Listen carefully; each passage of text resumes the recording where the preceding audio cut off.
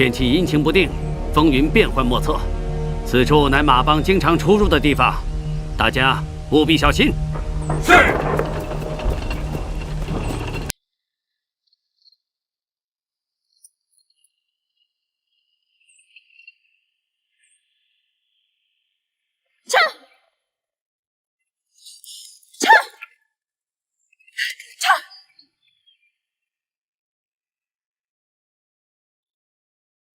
我们已经等了半个月，他们到底什么时候会来啊？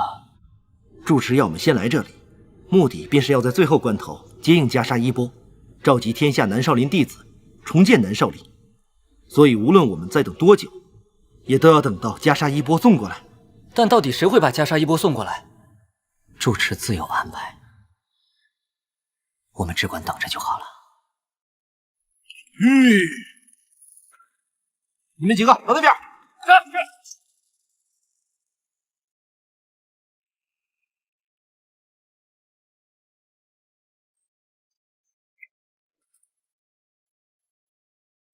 这是马帮的地方，连个招呼都不打一声。我来拖住他们，你赶快带着袈裟衣钵跟南少林的人会合。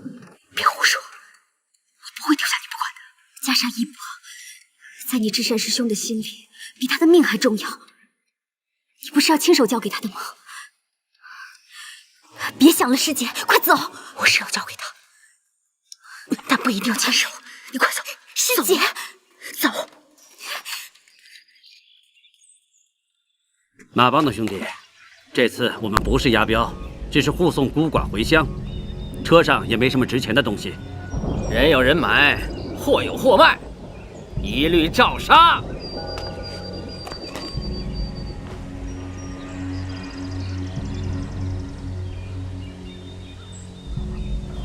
不知死活的婆娘！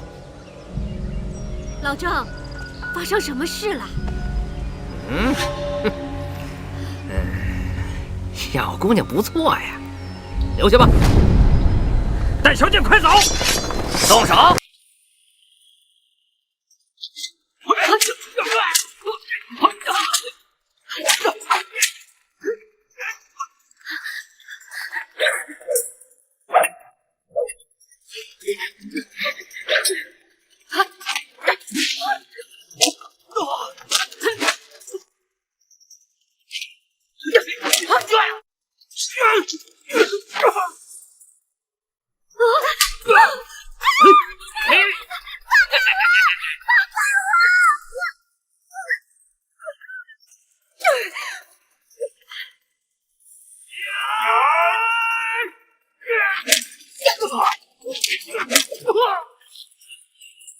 师姐，快走！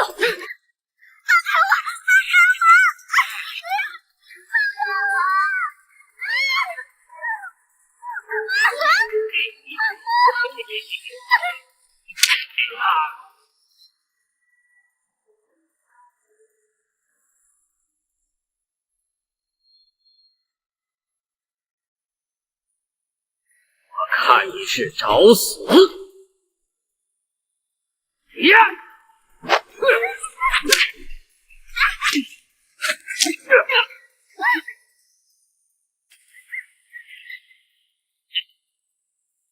师兄，你没事吧？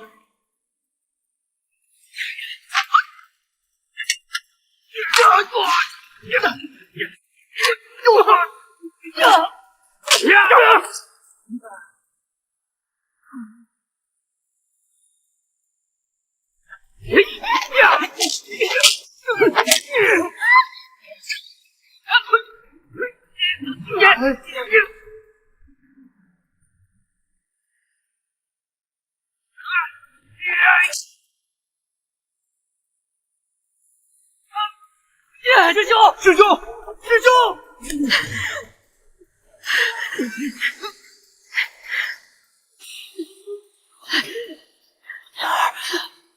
山哥，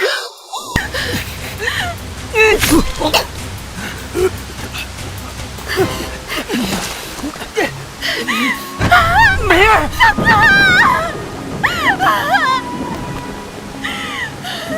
山哥。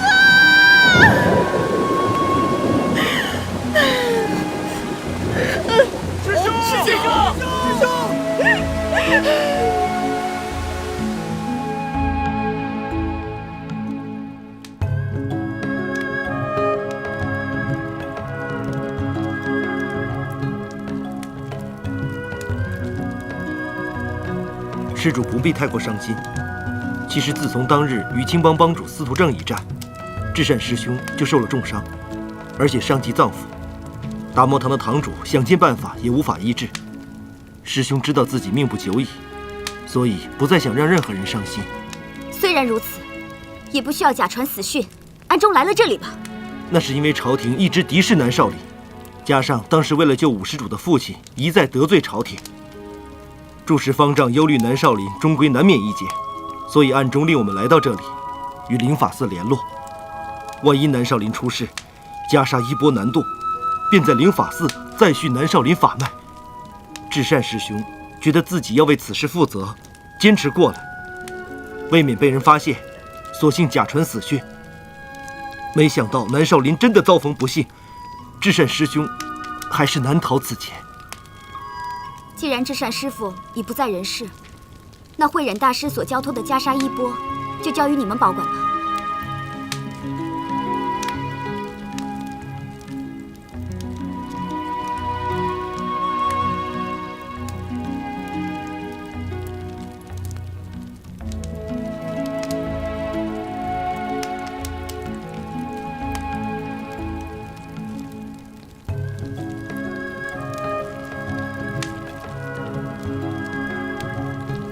阿弥陀佛。今日将达摩祖师的袈裟衣钵交回你手，希望今日以后，你们可以把南少林再次发扬光大。我欠南少林的，就算还清了；南少林欠我的，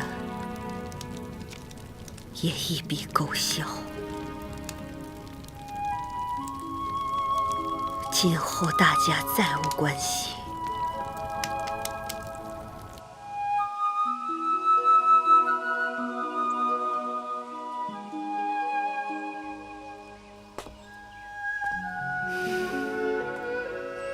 师姐，师姐，我们要去哪儿？我要沿江南下。沿江南下，做什么啊？我要找善哥，找至善师傅。我不相信他真的死了。师姐，我们都亲眼看见他从山崖上掉下去了。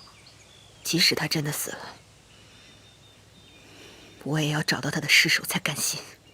你别胡思乱想了，我们回峨眉吧。我不回去，找不到善哥，我是不会回去的。师姐，谁？啊？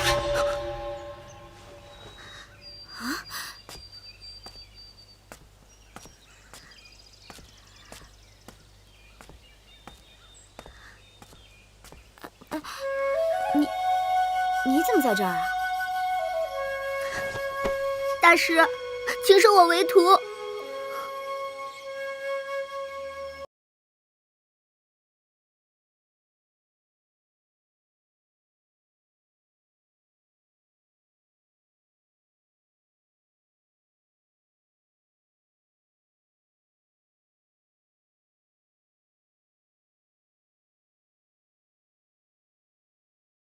好，好，好，好。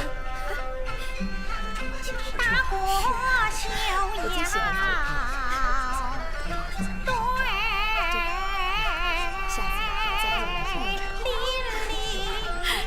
想不到前2天还是狂风暴雨，今天却是和风日丽，天气真是变幻莫测呀！我本来以为自己中风必死，怎料到梁医师你能够及时赶到，救了我一命。今日我能够在这里饮酒听曲，全凭你妙手回春。我来敬你一杯。周翁，您大病初愈，不能豪饮，只能小酌。等会儿就能听到苏三娘唱曲了，多喝几杯又能如何？哎，这苏三娘到底是什么人？听你们一直在吹捧。苏三娘是横江水道第一官人，若不是因为周翁够面子，我们也请不到红船上岸踏台板。为了答谢梁大夫，花再多钱也值。哪里？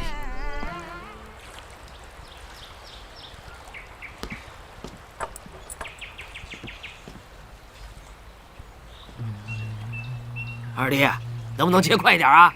已经很快了。我说你就不用再超度了，那头猪死了多年，已经成了腊肉，早就往生了。听说前2天下大雨，死了很多人，我这不尽点心意吗？哎呀，快给我拿锅葱来！哦，好。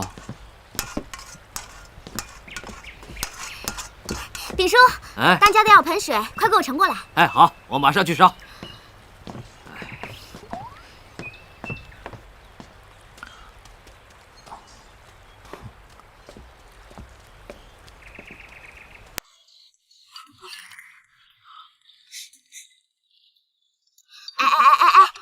你捉人家手做什么呀？你调戏我没有啊，我以为是大葱啊。大葱有我这样嫩滑的吗？我不管，你碰过我就要娶我。我没有，我真的没有调戏你。小红姑娘，我说你就少戏弄他一会儿吧，他这双眼睛啊，什么都看不清楚。你要是嫁了他，他都分不清楚是你还是他。哼，你才是猪头呢！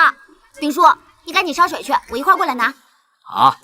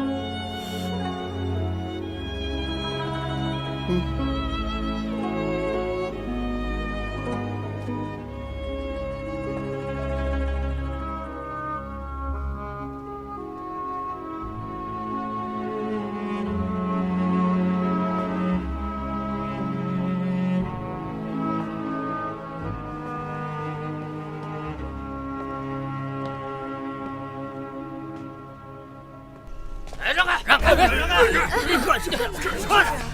让开！走，去！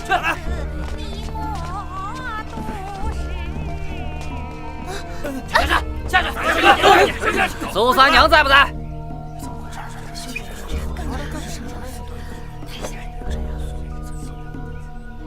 敢问是哪条道上的大爷？有什么事啊？我们是马帮的，叫苏三娘出来。这位大爷，我是这里的领班，你找我们当家的干什么？我们马帮主今日有贵客到，特来叫你苏三娘前去唱曲助兴。苏三娘呢？叫她出来吧。这位爷，我们红船有红船的规矩，抱歉，我们当家的是不会去的。不去？我把你们的船给点了，看你们去不去。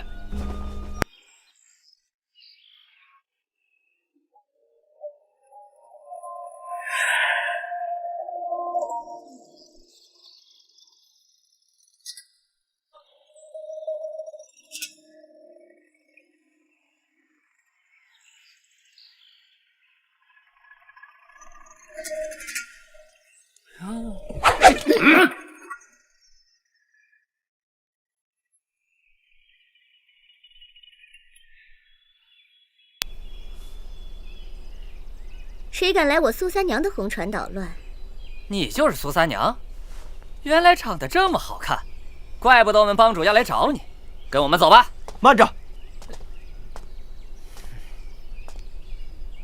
光天化日之下，竟敢强抢民女，你们眼中还有王法吗？王法？你去跟阎王爷说吧。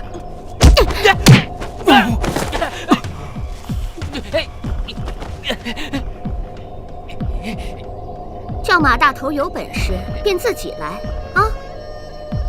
滚！苏三娘，你给我等着，走。走吧。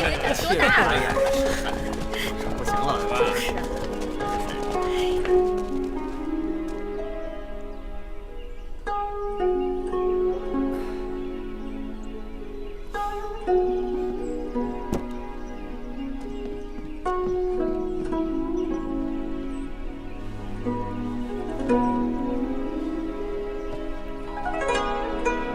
请。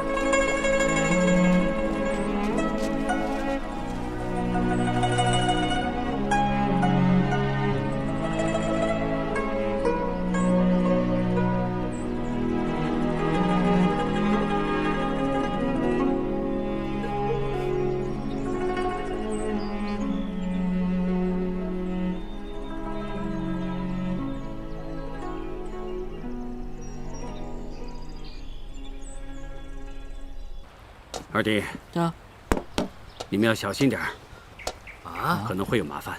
又出事了？哎呀，你管得了吗？小心看着船边儿。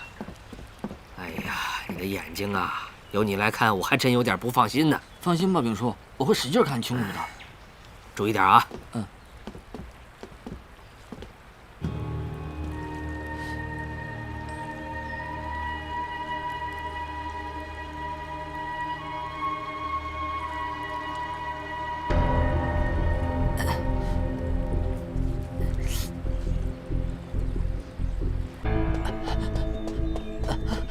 当家，当家的，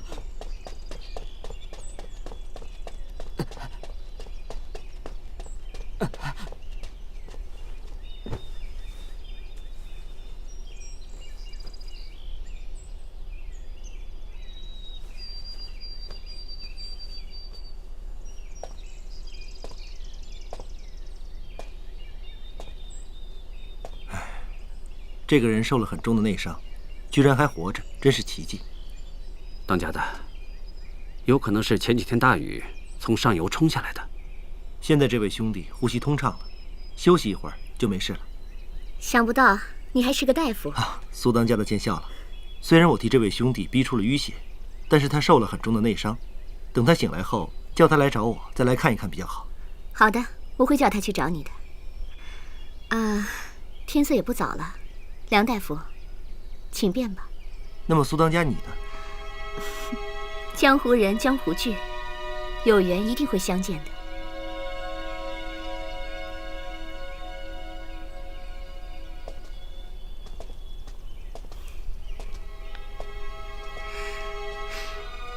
当家的，我看这位梁大夫好像对你有意思啊。逢场作戏，镜花水月，曲终人散。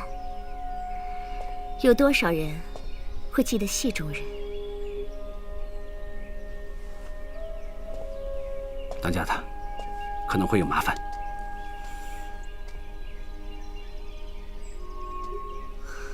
南少林弟子。可恶！这个苏三娘越来越不把我们马帮放在眼里了。原本以为可以目睹远近闻名苏三娘的风采，没想到却是白等了一场。白老弟放心，你再多等一会儿，我现在就叫起人马去将苏三娘的臭婆娘连人带船全都抢回来。不必了，我们此次前来就是为了青帮和马帮合作之事，至于其他的事情，就不必在意了。白老弟放心，从今日开始，青帮与马帮就是自家兄弟，有什么事一句话便成。好，告辞。去。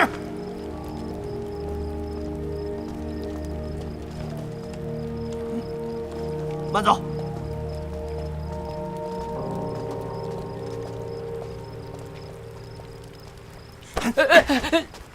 快告诉我，那臭婆娘还说什么了？那臭婆娘还说，有本事便让马大头他自己来。你说什么？他让我自己去见他？难道那臭婆娘想见我了？是不是啊？是不是？那臭婆娘肯定是想见我了，她肯定是想见我了。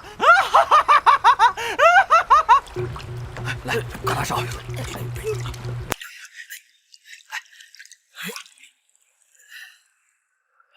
究竟是怎么回事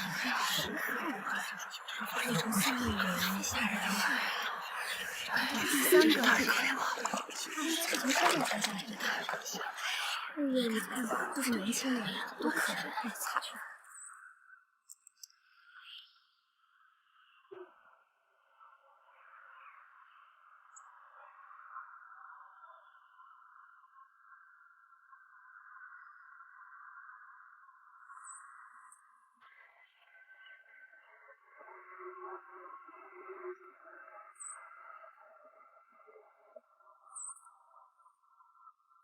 帮主，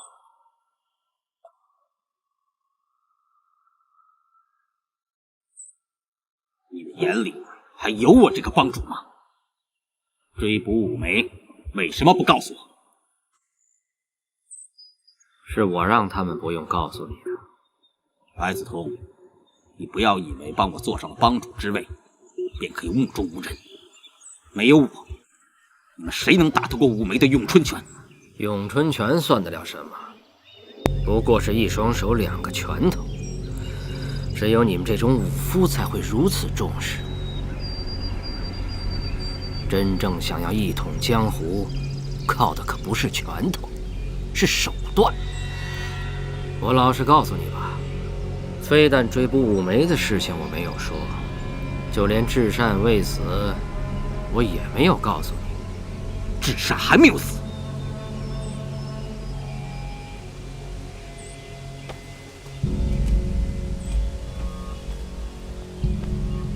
久违了，志宇师兄。拜见千总大人。制定亦是我多年安插在南少林的耳目。南少林这帮反贼是百足之虫，死而不僵。如今山头虽然被灭，但弟子遍布天下，难以根除。有了袈裟衣钵，他们就能在灵法寺重续传承。到时候，天下南少林的弟子便会召集在一起，本官就可以把这些余孽连根拔起。你真以为你是什么帮主吗？充其量不过是我手下的一条狗。听着，只要你助我完成大事，我保证让你安安稳稳地继续当你的帮主，否则那个司徒老鬼就是你的下场。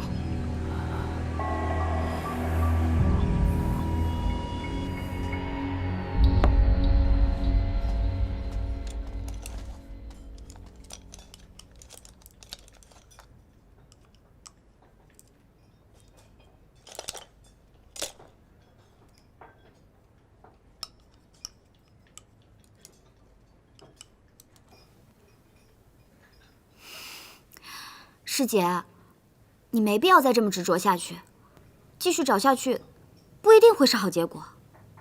我是不会放弃的。这丫头，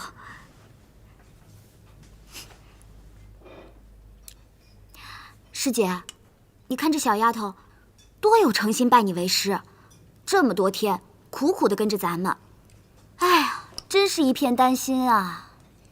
哦，对了，你猜她叫什么名？严咏春，跟你那咏春拳叫一个名儿啊！你说这是不是缘分呢？严咏春，可不是啊，这是不是就是老天爷安排的呀？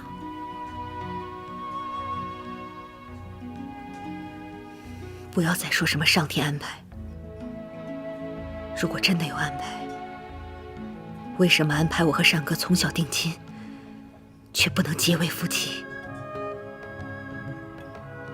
我本来以为他死了，伤心欲绝，没想到他还在人世。当我满心欢喜翻山越岭来找到他，没想到只见到他最后一面。你说这算什么安排？师姐，我不会收徒弟的。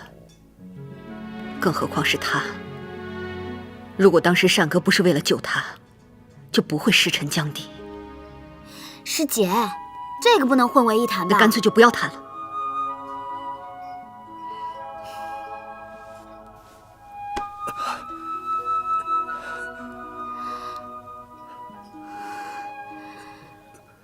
至清，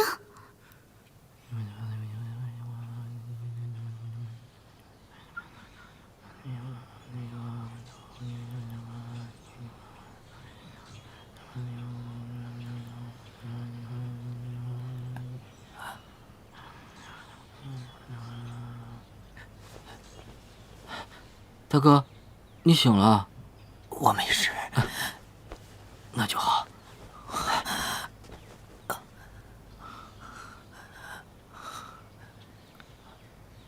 这是什么地方？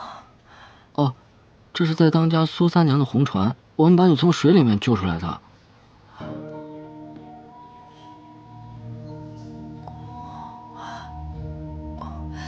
我怎么会掉到水里？你连自己掉到水里面都不记得了？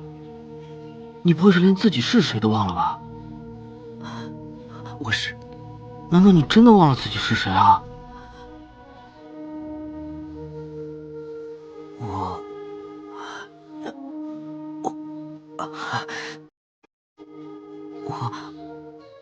我是谁？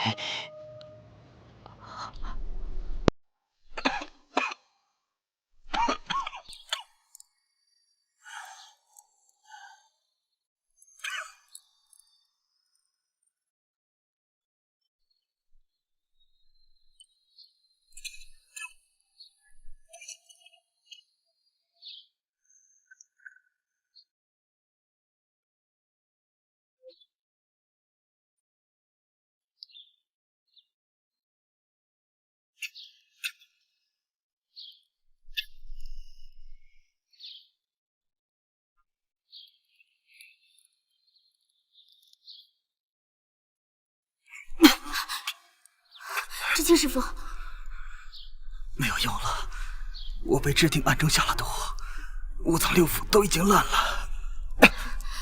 至清师傅，你不要灰心，喝了药就会好的。来，喝了吧。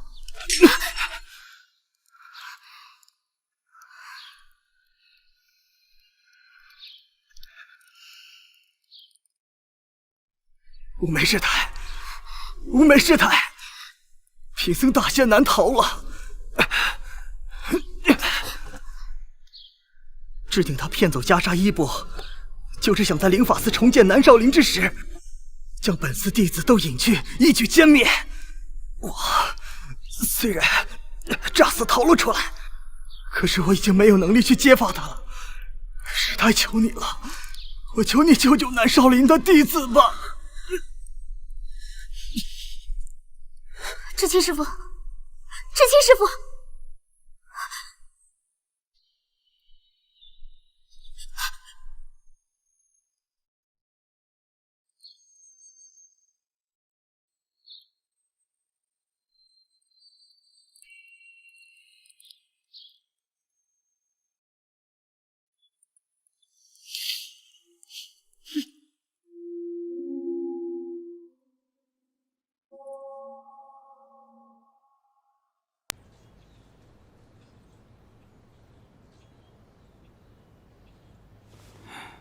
兄弟，你的脉象已经平和了很多，好好静养就是了。哦，还记得你这个烙印是怎么来的吗？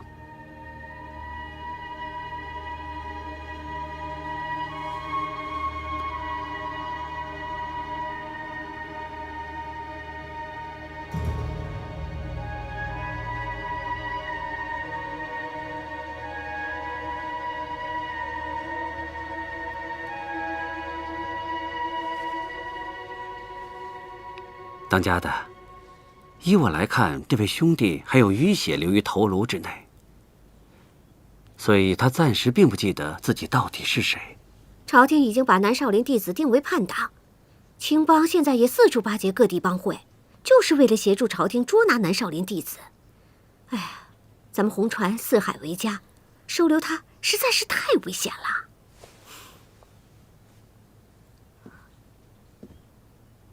皇婆，我爹当初创立红船，就是为了收留被人逼害、无家可归的人。你也应该记得你当初是为什么上的红船吧？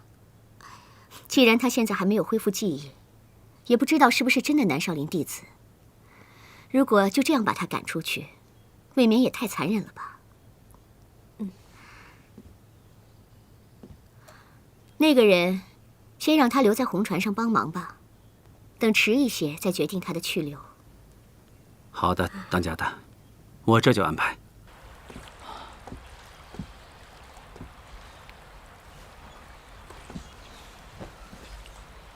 大哥，你一整天没吃东西了，身体好不了的，吃点东西吧。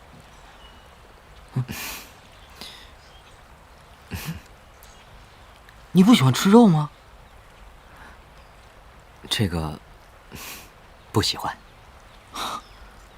才叔说你来自南少林，果然是佛家弟子，即便失忆了还这么守清规，一点荤都不沾。其实我真的什么都记不起来了。记不起来没关系，只要你来到我们红船，就是我们的缘分，说不定前世咱们是兄弟呢。你叫什么名字啊？记不起来。每个人总要有个名字的，连佛祖都有名字，你怎么能没有名字呢？不然人家怎么叫你啊？既然你是从水里捞出来的，就叫你水生吧，先这么叫着，等你想起来了再改回来。我是谁？水生哥，你也不用想太多，正所谓越执着越难破，好像六祖说过，应无所住而生，应无所住而生其心。对，就是叫人不要太执着，能够不执着一切，才能生出真心的清净心。二弟兄弟，你对佛经认识不少。我从小就喜欢佛经里的故事，只是我从小眼睛不好，看什么都模糊，只能听别人说，即便拿了经书，都只是装样子，其实我一个字都不认识。不过你不必介意啊，佛法重于自心所得，所以不受文字束缚。要知道，六祖也是个不识字的和尚。哎，水生哥，你失忆了，怎么能记住六祖不识字呢？这个，你会不会是只忘记了一部分的事，另外一部分还记得？如果你能想起另外一部分事，说不定可以找到你的身份呢。你的父母是谁啊？父母不记得。难道你跟我一样是孤儿吗？你最好的朋友呢？朋友？那你有妻子吗？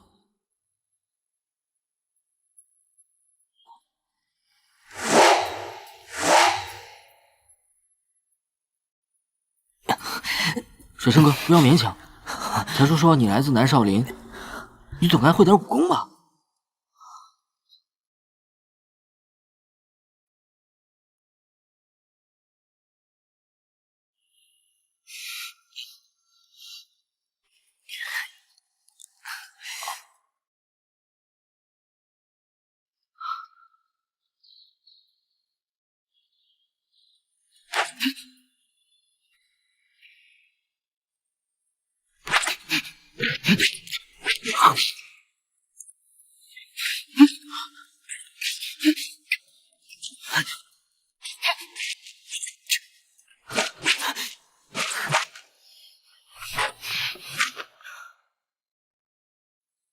水生哥，水生，哦，为了方便大家叫他，暂时叫他水生。水生哥，你刚才的武功简直出神入化，虽然我看不清楚，但是也能感觉到劲风扑面。二弟不好了！说事就说事，拉手拉脚干嘛？哎呀，我怕你不知道是我嘛。什么事儿啊？外面来了马帮的人。麻烦终于找上门来了。二弟，你们留在船上，我给当家的助阵。水生哥，咱们也去看看吧。哎呀，二弟，你既不会武功，眼睛又不好，有什么好看的吗？你还是留在船上吧。这次不同了，咱们有水生哥吗？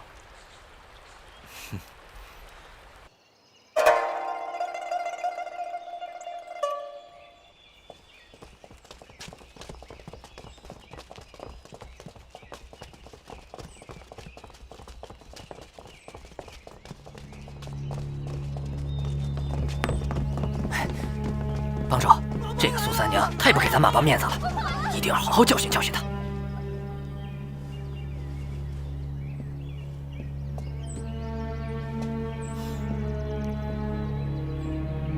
马大头，你到底想怎么样？这句话我问你才对呀，三娘，是你叫我来的。我叫你来？是你对我说，有本事叫马大头自己来。胡说！三娘，你也说了，我人也来了，你现在应该好好招待我才对呀。马大头，你当武红船是什么地方？如果你敢硬来的话，我们是不会怕你的。就凭你，欺人太甚！黄婆，不要动气。马大头，你到底想怎么样？三娘，我3番4次想要，当真不给我面子？你马帮有马帮的规矩，我红船也有红船的规矩。这儿只招待听曲看戏的人，从来都不过船卖艺。你就别痴心妄想了。好，我就依你，把他们全部赶走。今天老子就听你苏三娘唱曲儿。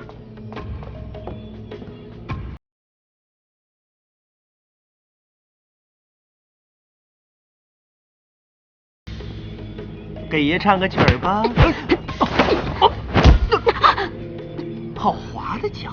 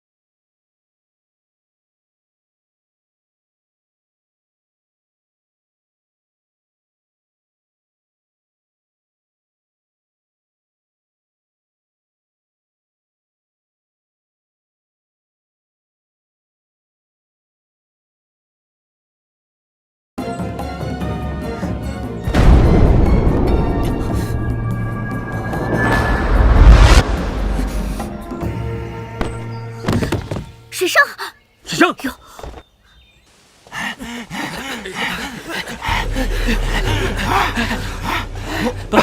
帮主，现在怎么办？怎么办？好家伙，你没看到啊？还在那问？帮主，要找更多兄弟吗？人再多有什么用？我们去西关。啊？去西关干什么？找青帮。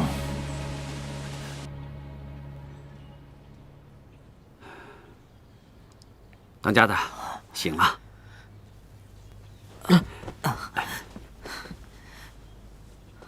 沈生啊，你醒了就好。刚才你是大病未愈，勉强发功，所以一时间气血攻心。现在好了，你的脉象平和了很多。多谢各位关心。应该是我们谢谢你才对。当家的，我的命是你们救的，这是应该的。沈生，看你的龙虎烙印，原本以为你是南少林的弟子，可今日见你所用的武功精巧绝伦，又不太像是南少林的武功。你究竟是哪一门派的？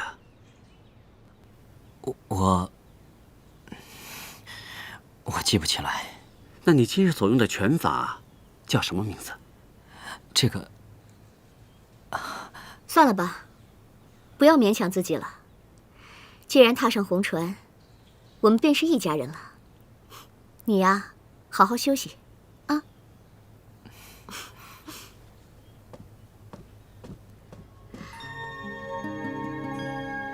水生，你有福了，我可是好多年没见过我们当家的对人笑过了。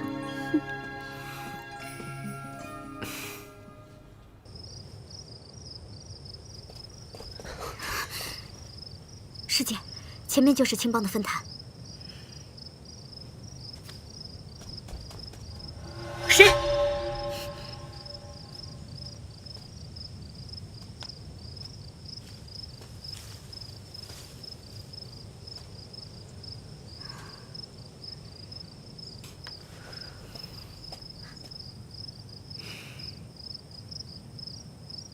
小梅，你不要。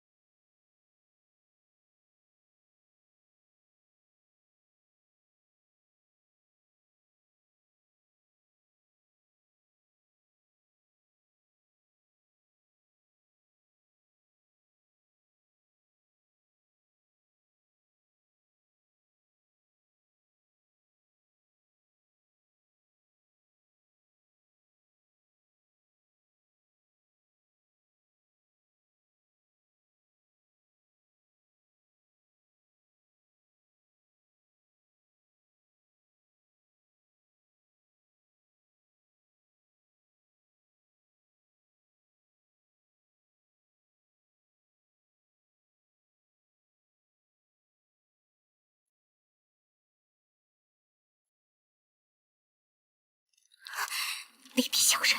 慢着，静观其变。这果然是你们！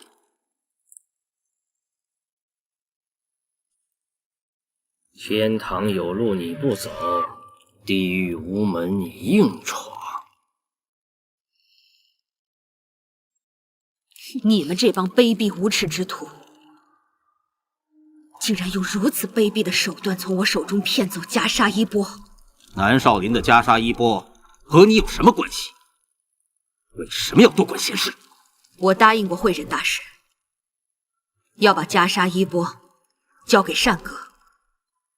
虽然他已经死了，我也绝不会让袈裟衣钵落入奸人手中，用来陷害南少林的弟子。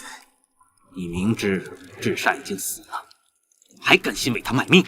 在我心中，单哥永远都不会死的。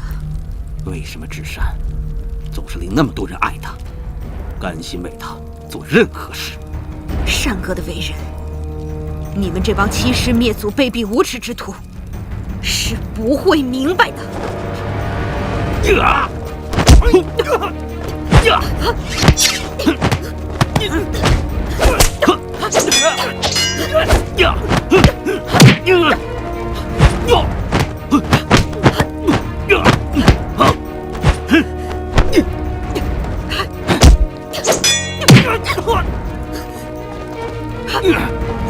至善还没有死，在一个叫苏三娘的红船上，你一定要记住我的话。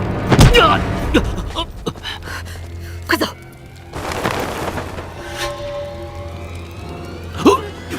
帮主，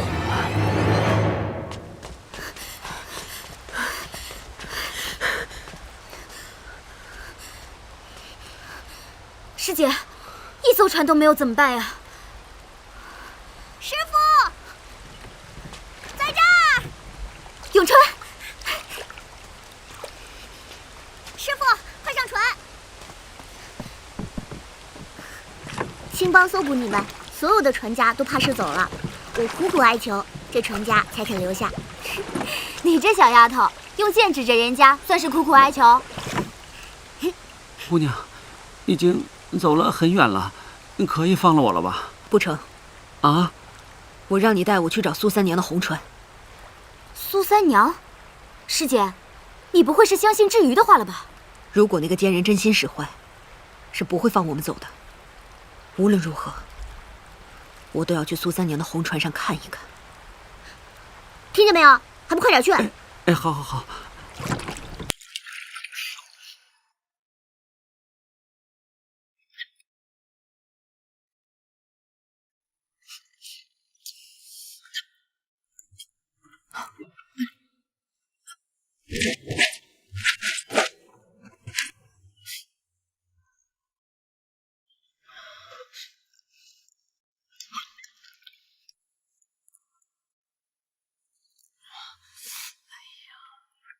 看你打成什么样了！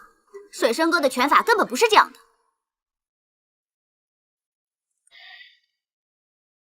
我看不清楚嘛。眼睛不中用，还练什么武功？就因为看不清楚才要学，不会武功会被人欺负的。眼睛不中用，你连人都看不清楚，就算练会了绝世武功也没用。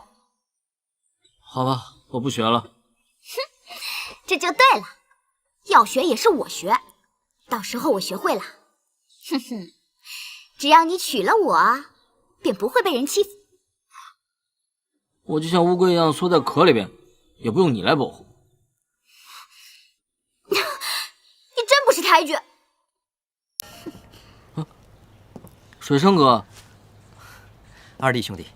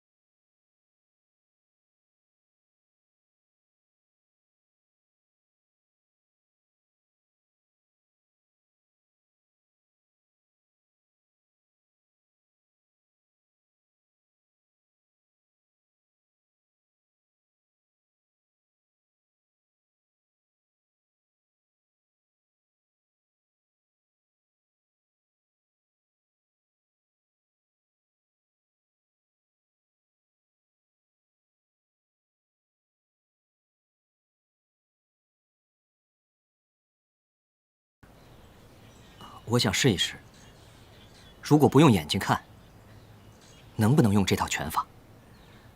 不过，刚才我发觉，如果将感觉放在手指上，对方即使是影子在移动，我也可以追得到。所以说，这就是追影。追影，好厉害啊，水生哥！我要是能学会这套追影，即便看不到对方，也能够打到他。水生哥，我想学。当家的，你之前所学的腿法属于霸道的一路，虽然灵巧，但始终力有不足。我的这套拳法不是以强制强，而是以快破强，所以出手必须要快、准、直接。我们所用的马步在于灵巧，所以无需蹲得太低，最重要的就是眼手腰马同成一线。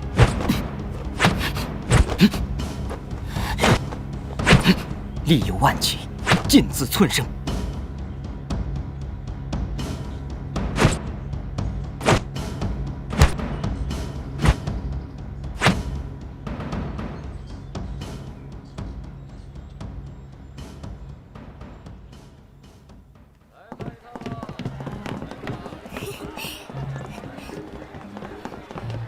走，快走，快走，快！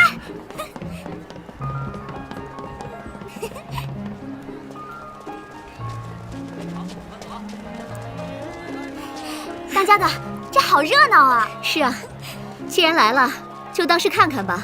2个时辰以后再集合。好。哎，二弟，我们到那边去看看。不是说好各走各的吗？哎呀，你眼睛又看不清楚，我不拽着你，你会走失的。哎，走吧，走吧。这个梁城啊，就是那个梁大夫的老家。嗨，管他是谁的老家呢？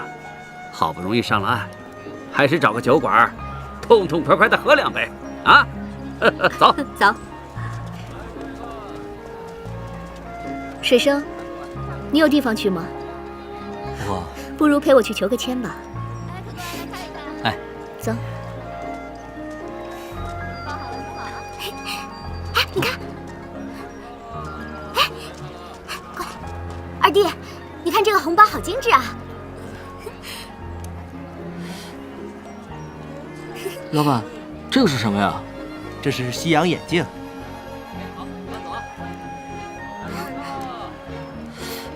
啊？我能看清东西了！真的？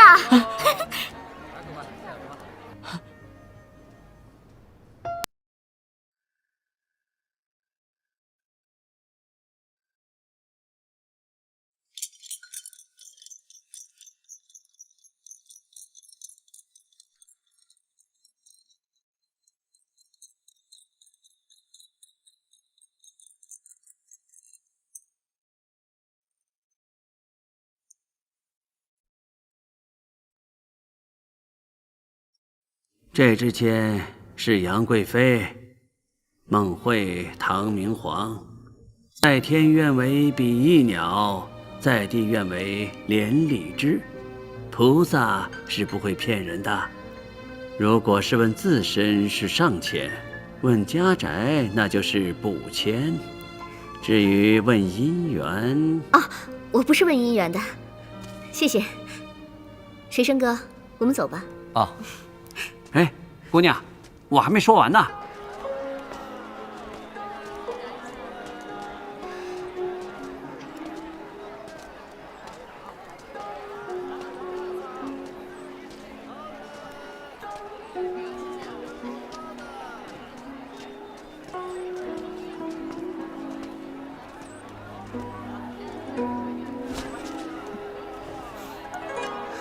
我想问你，如果要你一生都在红船上度过，你会愿意吗？这个，我，你嫌弃？怎么会？我觉得红船之上所有的人，都像一家人。能遇到你们，实在是我的幸运。我只是觉得自己好像还有未完成的事情。虽然我记不得自己是谁，也不知道为什么会掉到江里，但才叔说过，我手臂上的龙虎烙印，代表我可能是南少林弟子。听他说，南少林被朝廷围剿后，许多南少林弟子都成为朝廷的通缉要犯。我怕自己可能会连累红船。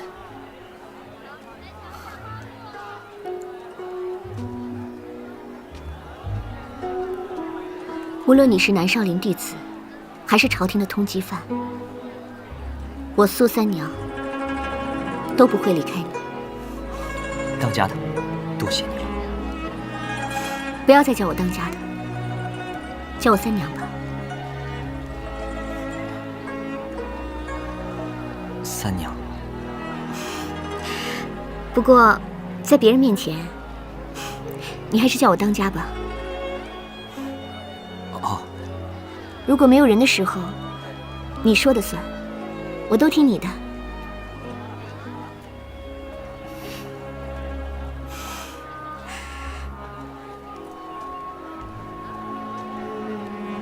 水生哥，三娘，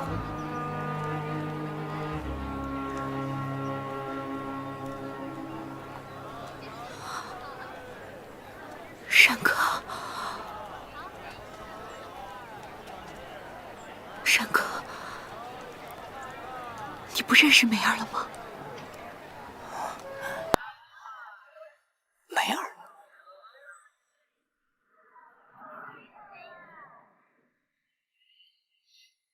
至善师傅，你怎么了？至善，姑娘，他是水生，不是什么至善。师姐，你会不会认错人了？他化成灰，我也认识他。至善师傅，你是不是有什么苦衷啊？所以才不敢相认。你知不知道师姐为了找你，历尽了千辛万苦？我们有很重要的事情要告诉你。南少林的弟子危在旦夕了。南少林，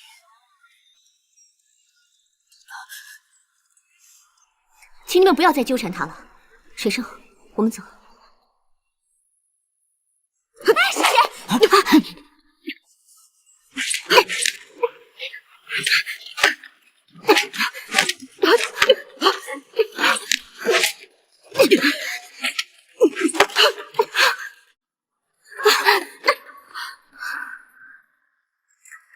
你怎么不记得拳法？这套拳是你在咏春堂所着，所以师姐把它命名为咏春拳。至善师傅，莫非你都忘了？咏春拳。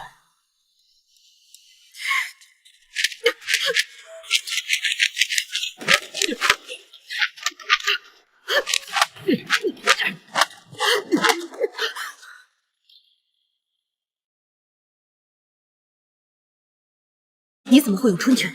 咏春，这是咏春拳，不错，这名字挺好听的。你的咏春拳怎么这样？这是水生哥教我的，名字叫追影。你要是不知道，说明你的咏春拳还不够正宗，那就领教一下我的咏春拳吧。二弟住手！上哥，当家的，发生什么事了？师生。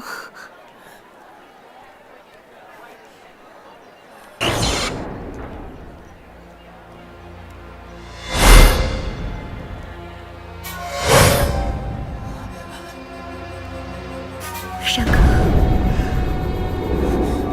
叫我三娘吧。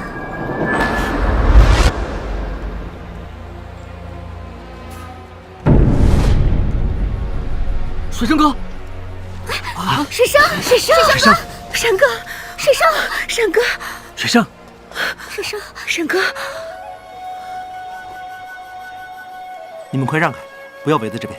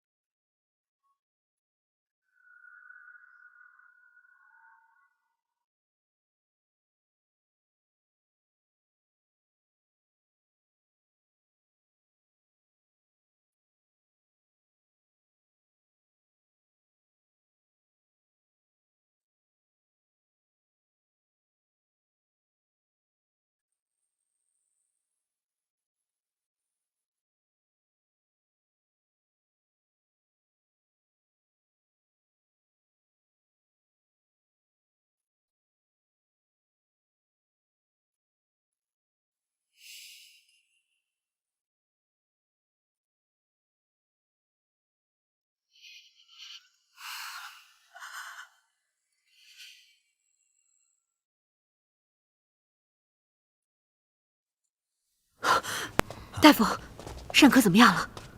梁大夫，水生怎么样了？你们不要担心，病人是脑袋淤血积塞了，又无法冲过去，才会晕倒的。正如我当日在船上为他急救时说过，他五脏六腑都有淤血，虽然通了，但积在脑子里的淤血，却令他失去一些记忆。当家的，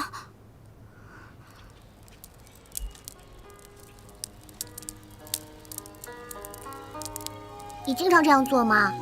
你们家没有女人吗？我娘过世后没有。你们这样的大户人家，连个女仆都没有？这里是我爹的医路。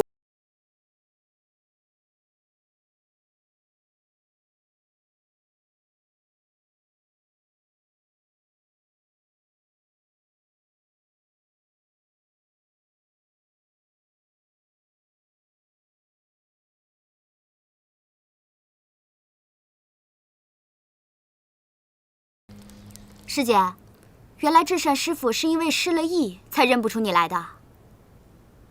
既然他已经失了忆，就不是你们口中的至善，而是我红船的水生。你胡说！我师姐是至善师傅一生的挚爱，只要给他时间，他一定会想起来的。他每次想起以前的事情都会头痛欲裂，我是不会让你们逼他的。那么我问你，至善师傅是你什么人啊？你可以代他说话吗？我是他的当家，他是我们红船的人，我当然要为他说话。哼，我师姐可是至善师傅指腹为婚的妻子，那套咏春拳也是至善师傅为我师姐而创的。指腹为婚？没错。你们不要再吵了。病人会不会记得以前的事情，还是其次。淤血塞在脑子里，失忆是种病症，若不及时疏通，恐怕会有性命之忧。那怎么办？现在情况十分危急，我要用大针替他通脉。凭我的经验，通脉后，病人只会记得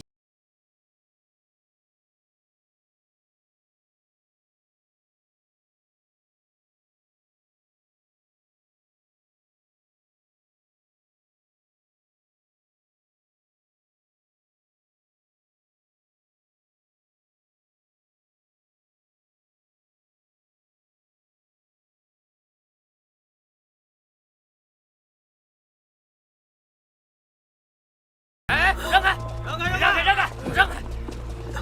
让开！让开！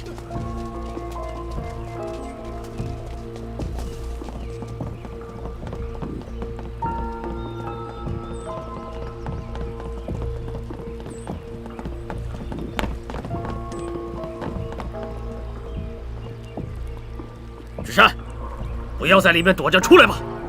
你逃不掉的。苏三娘，快把智山给交出来，不然一把火把你红船给烧了。芷珊，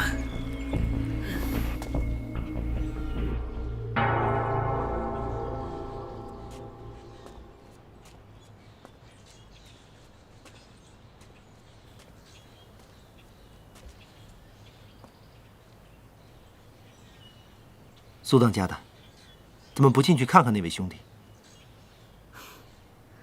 我只是一个当家，人家却是未过门的妻子，说什么也不应该打扰别人。苏当家的，江湖漂泊不定，有没有想过找个落脚的地方？梁城这里的风土人情也不错呀。梁大夫的心意，三娘心领了。但是三娘命中注定四海为家，与红船终老。这个说的也是。让开！让开！快让开！大当家的，不好了，出事了！发生什么事了，秉叔？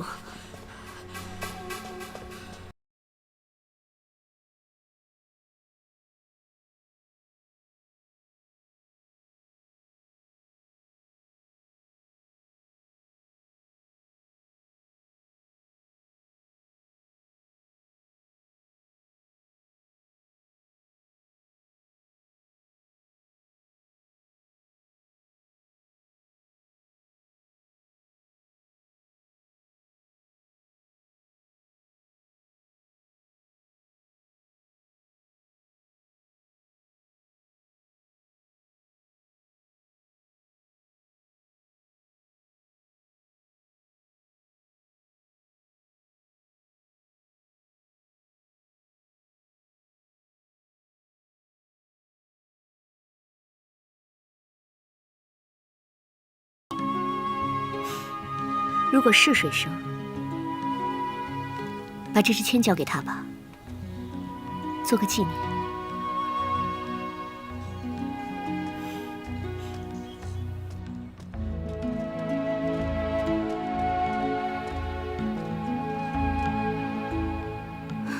师姐，青帮的人来了，迟早会找到至善师傅的。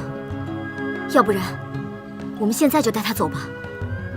只有他，才能揭发青帮的阴谋。如果善哥记不起以前的事情，就没有办法阻止制定和青帮的阴谋，所以必须去除他脑内的淤血。大夫，麻烦你一件事情，等他醒来后，请你替我告诉他，制定骗走了袈裟衣钵，以重建南少林为名，加害南少林的弟子，所以他必须去揭穿他们。好的。还有，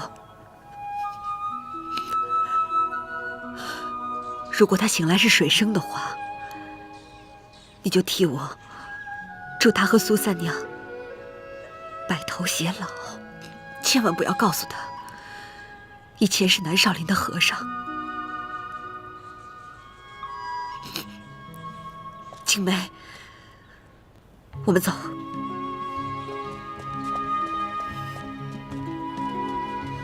师傅，你又扔下我！等我们办完事，一定会回来接你的。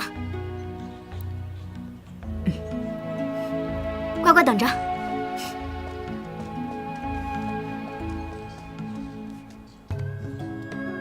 你就放心留在我家吧，我会保护你的。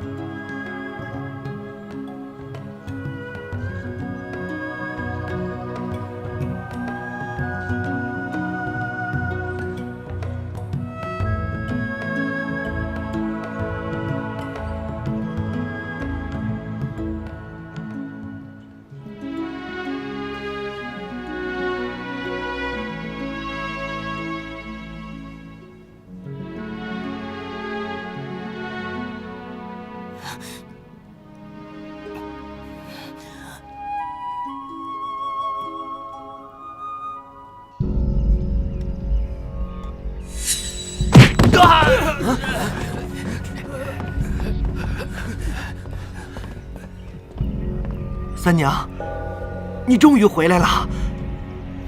马大头，我是来取你的狗命的！杀！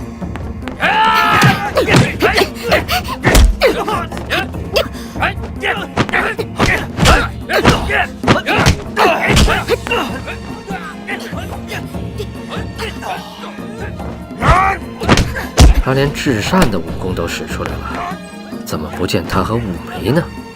明知我们在这里，又怎会傻到自投罗网？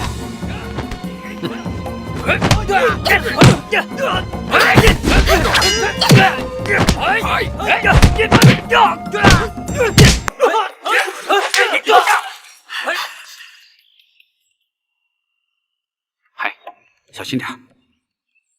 你也是。二弟，你好厉害啊！看清楚东西以后，水生哥教我的咏春拳都能用上了。那，你看清楚东西以后，会不会觉得我丑啊？有点。你竟然说我丑！你是老子的女人了！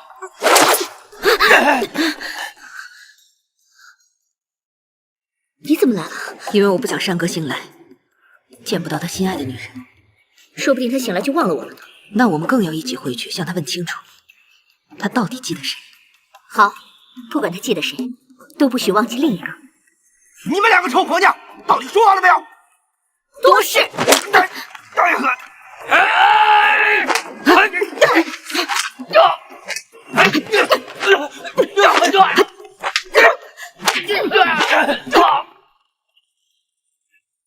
等等等，我们来帮你了！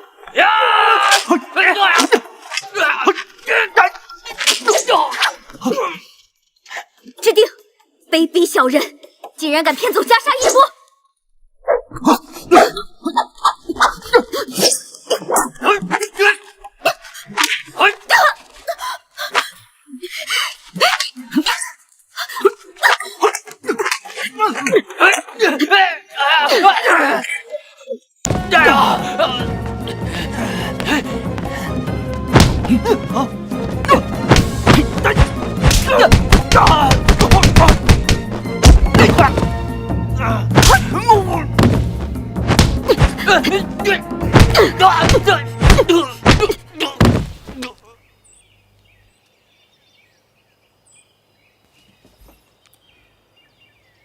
既然已经走了，为什么还要回来？我的事情不用你管。至善师兄呢？无论你用什么阴谋诡计，也都不会得到的。阴谋诡计，在你眼中，我难道做任何事情都是阴谋诡计吗？你杀害小霞，出卖南少林为虎作伥，像你这样的卑鄙小人，还能有什么好主意吗？是，我是彻头彻尾的卑鄙小人。你走吧，趁我的毒瘾未起，还算是一个人的时候。白子通并制定去灵法寺，准备将前来的南少林弟子暗中杀害。只有至善师兄可以阻止。你去告诉他吧。你是因为这个原因才放我走的？走吧。走！振宇，赶快杀了他！白子通，我不想当你的狗了。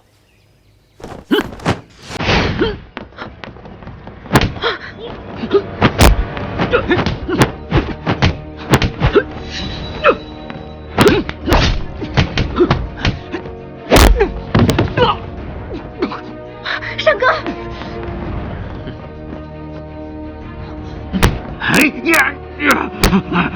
你们快走！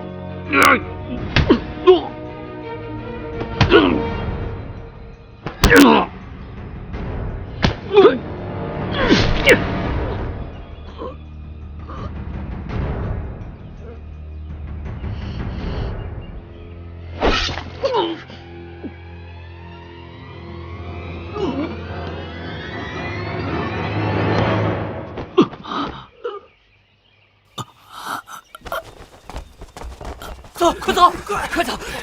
山生哥，你没事吧？施主。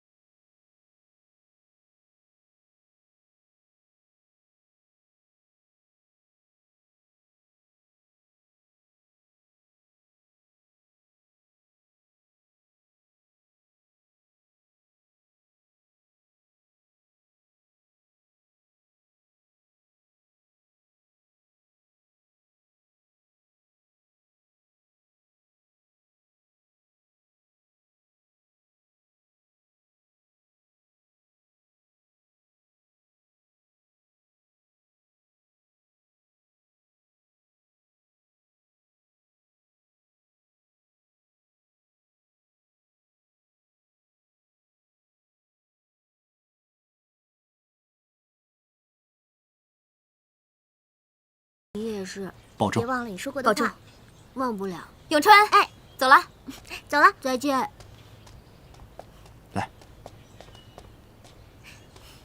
记住我们的约定啊。走了。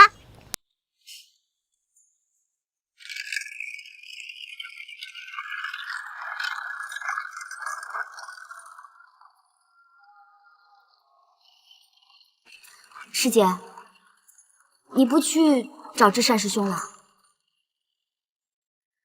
再去又如何？他现在已经是至善了，不是当年的善哥。再去，只会增加大家的烦恼。一直以来是我放不下，没有站在他的一边想想，所以才会令大家都不好过。其实善哥已经留给我一份最美好的东西——咏春拳。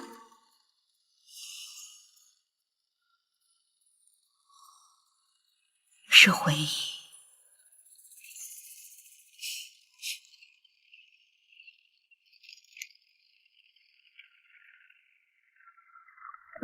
我一直以为千文所说的“在天愿作比翼鸟，在地愿为连理枝”是代表我和水生有缘有分。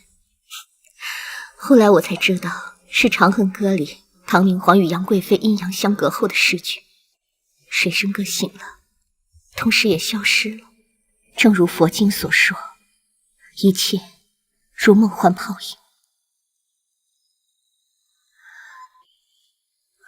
如露，亦如电。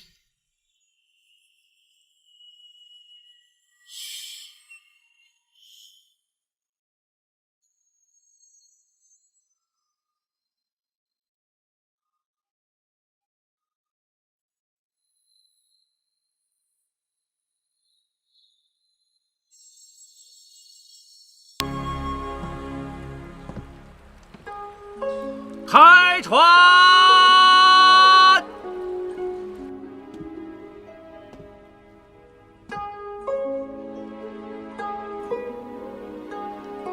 当家的，当家的，刚才有个和尚让我亲自将这个东西交给你。